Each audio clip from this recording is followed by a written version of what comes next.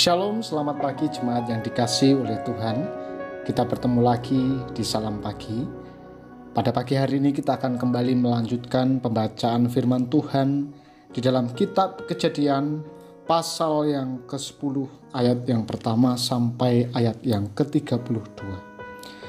Daftar bangsa-bangsa keturunan Sem, Ham, dan Yafet. Inilah keturunan Sem, Ham, dan Yafet, anak-anak Nuh. Setelah air bah itu, lahirlah anak-anak lelaki bagi mereka. Keturunan Yafet ialah Gomer, Magog, Madai, Yawan, Tubal, Mesek, dan Tiras. Keturunan Gomer ialah Askenas, Rifat, dan Togarma. Keturunan Yawan ialah Elisa, Tarsis, dan Kitim, dan orang Dodadim. Dari mereka inilah berpencar bangsa-bangsa daerah pesisir. Itulah keturunan Yafet, masing-masing di tanahnya dengan bahasanya sendiri menurut kaum dan bangsa mereka. Keturunan Ham ialah Kus, Misraim, Put, dan Kanaan.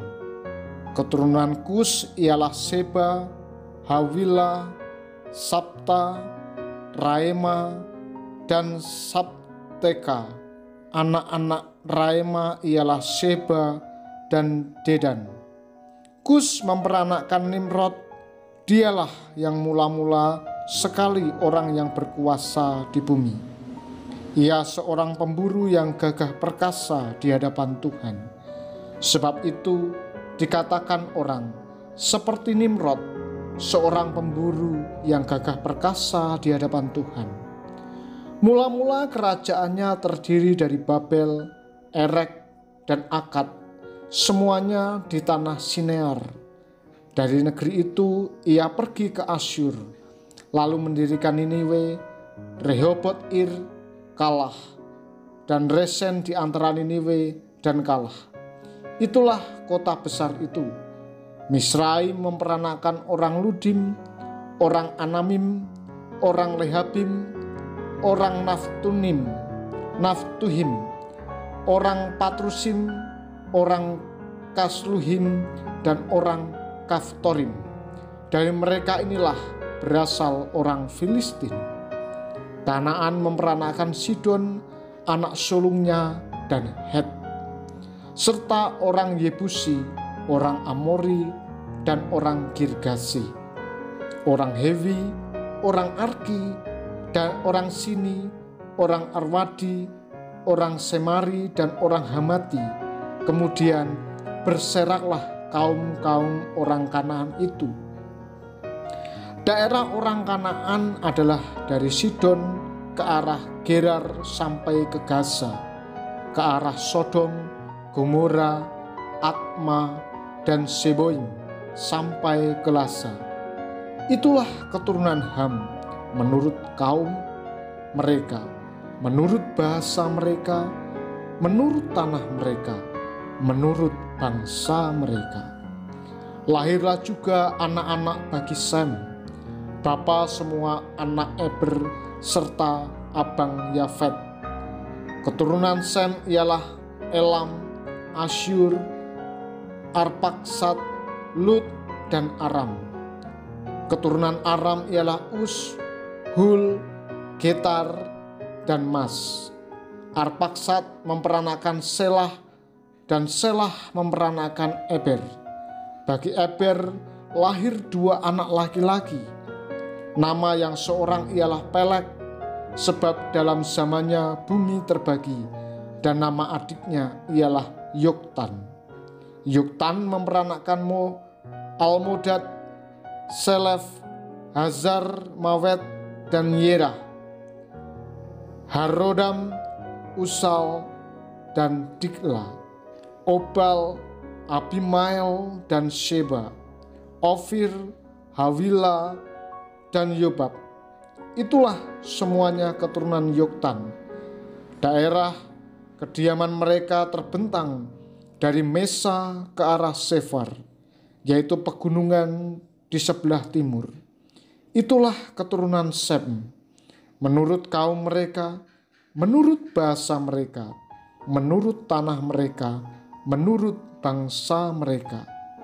Itulah segala kaum anak-anak Nuh menurut keturunan mereka, menurut bangsa mereka. Dan dari mereka itulah berpencar bangsa-bangsa di bumi setelah air bah itu. Saudara yang terkasih, bacaan Alkitab hari ini merupakan daftar bangsa-bangsa yang menjadi keturunan Sem, Ham, dan Yafet. Ketiganya adalah anak-anak Nuh. Dalam daftar tersebut, keturunan Yafet dan Ham dituliskan secara keseluruhan oleh penulis kitab Kejadian. Namun tidak demikian dengan keturunan Sem. Sem adalah anak tertua dari 3 bersaudara. Tetapi penyebutan silsilahnya justru diletakkan paling terakhir. Namun ada hal menarik di sini. Sang penulis rupanya memperhatikan hubungan antara Sem dan Yafet, yaitu bahwa Sem adalah abang dari Yafet. Penyebutan Sem sebagai bapa semua anak Eber seolah merupakan pendahuluan atas daftar silsilah yang tertulis sesudahnya. Dan kita akan melihat keterkaitan antara kisah yang ada sebelum dan sesudah kedua daftar tersebut, yaitu kisah Nuh dan anak-anaknya, kisah Menara Babel, dan kisah Abram dipanggil Allah. Kalau membaca pasal selanjutnya, kita akan menemukan bahwa daftar keturunan Sem diulangi kembali setelah Menara Babel. Namun ada pemisahan garis keturunan antara keturunan Pelek dan keturunan Yoktan, anak-anak Eber. Penulis daftar ini menyebutkan bahwa pada zaman Peleklah bumi terbagi. Lalu dalam keturunan Pelek kita akan menemui nama Abram yang kemudian disebut sebagai bapak orang beriman. Melalui nama-nama dan kisah-kisah yang terkait, kita melihat bagaimana Allah berintervensi dalam kehidupan dan sejarah manusia. Dan di dalam kesemuanya itu, Dia memilih orang-orang tertentu dan melibatkan mereka menggenapkan rancangannya. Saudara, sadarilah bahwa kita dan keturunan kita serta orang-orang yang berada dalam lingkaran iman kita sebenarnya adalah orang-orang yang dapat Tuhan pakai untuk menggenapkan rencananya bagi dunia. Lalu di mana dan bagaimana kita dapat ambil bagian? Untuk itu, terlibatlah dalam berbagai bentuk pelayanan dan doakanlah pelayanan kita semuanya. Niscaya Tuhan akan menuntun kita ke tempat yang Tuhan sediakan bagi kita. Mari kita berdoa. Kami mengucap syukur kepadamu ya Tuhan, karena pagi ini kami masih diberikan anugerah kesehatan, sehingga kami boleh menikmati udara yang sejuk, kesehatan, dan berkat pemeliharaan. Kami bersyukur untuk firman-Mu yang menguatkan kami, bahwa Tuhan berkenan memakai kami dan orang-orang di sekeliling kami untuk menggenapi rancangan Allah di dunia ini. Untuk itu hamba-Mu berdoa, kiranya Tuhan mampukan kami semua dalam menghadapi pergumulan hidup dan juga panggilan kami untuk menjadi saksi Kristus di tengah masyarakat.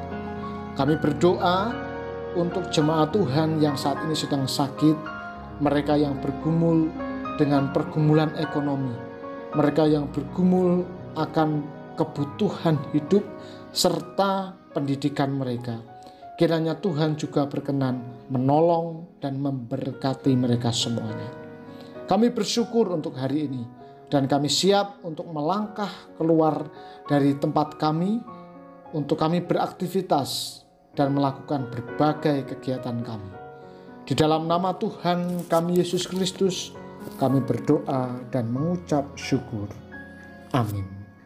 Tuhan Yesus memberkati.